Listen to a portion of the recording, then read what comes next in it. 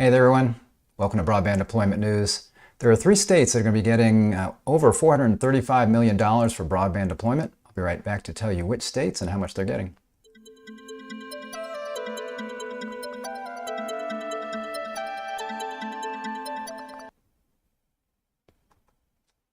Hey, thanks for joining me. Rick Uzzi here with Broadband Deployment News. So the Treasury Department just announced that they're going to be providing 3 states, Massachusetts, Michigan, and Wisconsin, $435 million, and this is part of ARPA, American Rescue Plan Act. So these are ARPA funds for broadband service. And you can see here, Michigan, again, Massachusetts, Michigan, and Wisconsin will use the funding to connect more than 91,000 homes and businesses to affordable high-speed internet, a key priority of the CPF, and this is the Capital Projects Fund. You can see here, Corona Capital Projects Fund. Key priority of the CPF program is to make funding available for reliable, affordable broadband infrastructure. The Capital Project Fund provides $10 billion to states, really associated states, tribal governments, to fund critical capital projects that enable work, education, and health monitoring in response to the public health emergency. So this was all passed in March of 2021 as part of the American Rescue Plan Act, and the $10 billion Capital Projects Fund was part of that portion of ARPA for this particular purpose. And then it mentions here, in addition to the $10 billion provided by the CPF, many governments are using a portion of their state and local fiscal recovery funds, or SLFRF, as well, which is also part of ARPA. And actually, that's by far the biggest portion of funds that are being used for this. So that included $350 million as opposed to $10 billion are available in those state and local fiscal recovery funds. So a lot of states have used that money. So when you hear about ARPA funding, a lot of times it's coming out of that fund, that $350 million or so that's available there. Together, these ARPA programs and the Bipartisan Infrastructure Law, which would be the Infrastructure Investment and Jobs Act, or a portion of that, the Broadband Equity, Access, and Deployment, that's the $42.5 billion, and then there's the ACP that's in that act, the $14 billion or so for affordable connectivity. So it says, together, these ARPA funds and the Bipartisan Infrastructure Law are working in tandem to close the digital divide, deploying high-speed internet to those without access today and lowering costs for those who cannot afford it. So as far as actually deploying the high-speed internet, so this money coming out of ARPA, again, this passed in March of 2021. So we're seeing the funds from that, and we have been seeing funds from that being awarded and distributed. So this money is starting to get to work. It's going to be a while before the BEAD funding starts to get to work, because we're still waiting on the broadband maps to determine who's really unserved in the country, and that's what's going to determine where that money goes as far as how the largest portion of it is distributed among the states. So we're still waiting on that. This is really, this is money right now that's going to be, again, getting to work pretty quickly. And then there's a lot of commentary in here from the various congressmen and senators in these states, so I'll skip past that. I will link to this so you can read that if you want. In accordance with Treasury's guidance, each state's plan requires service providers to participate in the Federal Communication Commission's new Affordable Connectivity Program. So the ACP is something that was part of the Bipartisan Infrastructure Law. So again, that's 14.2 billion or so for providing these subsidies. So you can see here, by providing a discount of up to $30 per month for households, or $75 if it's an eligible household on tribal lands. So basically the way that works is the ISP can apply to be part of that program, and then anybody that fits into any one of a number of things that would make them eligible for this program can then apply for the ACP. That would be a consumer, and then they just need to find an ISP in the area that offers it, and they can get a $30 or $75 on tribal lands. They can get that subsidy. That money is basically offered as a discount to the customer from the ISP, and then the ISP is paid back from the government for those eligible folks. It says here, experts estimate that nearly 40% of households are eligible for the program. So again, that's a lot of households out of the U.S. that are eligible for this. And as I've talked about before, and I did a little calculation as to how long this program might last with the 14 billion and the number that already signed up, which is like, I think 13 million people now are signed up, or 13 million households. So really, this is only going to last a year and a half or so, probably.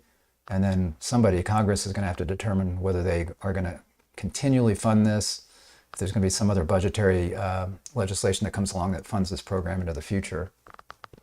To further lower costs, President Biden and Vice President Harris announced the administration had secured commitments from 20 leading internet service providers, covering more than 80% of the U.S. population, to offer all ACP-eligible households high-speed, high-quality internet plans for no more than $30 per month. As a result, ACP-eligible households can receive internet access at no cost. So again, the way that would work is the ISP has a low-cost plan, enough to be useful for, let's say, a typical family. So it doesn't need to be that fast to be useful and to be able to do things in the home. And they would offer that at $30, and then somebody who has the ACP then in reality is getting a free internet account. Now, it's not really what's happening in a lot of cases, because what's happening with a lot of these people that are taking the ACP, they're actually using that money to upgrade to something faster, because it's a report's been done recently by OpenVault that showed ACP customers are some of the highest consuming customers as far as bandwidth. So they think what's happening is that these ACP customers are upgrading to like gig plans. So they don't have to use this $30 on a low-speed plan. If a provider offers a gig at, let's say, $80 per month, gig symmetrical, then they can go ahead and get that plan, and they get a $30 subsidy, and then it only costs them $50. So they can get the service for less. They're getting that $30 taken off of the top. Or again, $75 if it happens to be on tribal lands, then they're only paying $5 for that. So that seems to be what's happening with the ACP.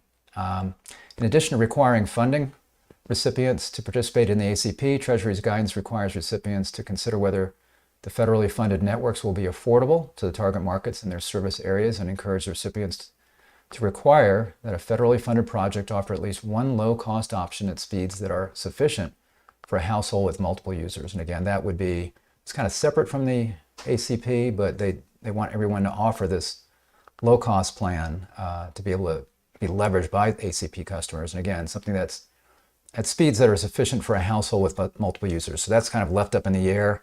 But, a package of 100 by 20 is really what we're trying to get people to get. At least anybody under 100 by 20, we want to be getting at least up to, let's say, 100 symmetrical. And certainly 100 symmetrical can provide service for a family. Even 100 by 20 can provide excellent service for a family. So, I guess there's some leeway there what folks can do as far as what's considered a low-cost option that is sufficient for that. You can see here what the states got. Massachusetts is approved for $145 million. That's a lot of money for such a small state. And 16,000 households and businesses. That's not many households and businesses. I thought it was a small state, very compact, and not many rural areas. I mean, I could be wrong. I haven't looked at the lay of the land in Massachusetts, but it says that represents 27% of locations still lacking high-speed internet access. So a little over a quarter of the homes, households, and businesses that don't have what they consider high-speed internet access, and I would think that would be anything under 100 by 20, the way they're talking about this program.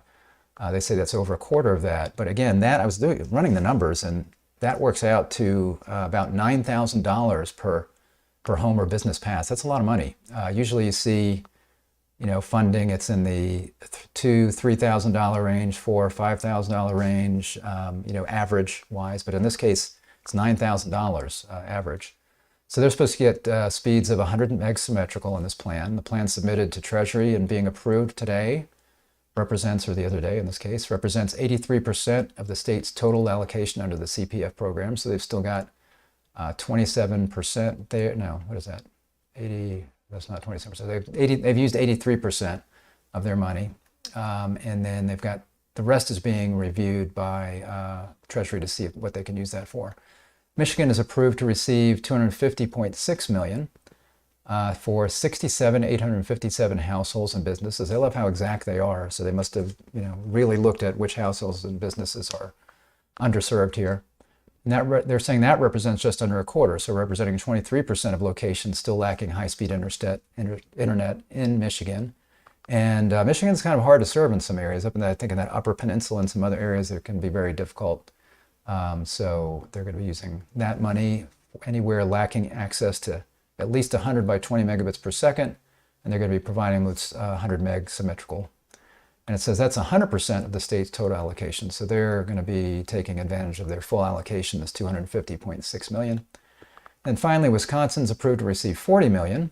Oh, by the way, that Michigan number, that's almost $4,000. That's $3,963 per location when you do the math there. And then Wisconsin is approved to receive $40 million. 8,000 households and businesses. That works out to about $5,000 per household or business when you do the math on that one. And they're saying same thing, that this would be to homes or businesses that currently lack consistent speeds of 100 by 20. And they're going to be providing it with speeds of 100 by 100 symmetrical. At a minimum, they can provide additional higher speed plans. The state's total allocation under the CPF program, that represents 21% of the state's total allocation. So they've still got quite a bit that they can use there. They say this will complement $100 million in American Rescue Plan funds that were through the state and local fiscal recovery fund allocation. Again, that's that $350 million program. So they've already gotten $100 million from that $350 million program. $100 million went to Wisconsin from the way this looks. So they got a big portion of that.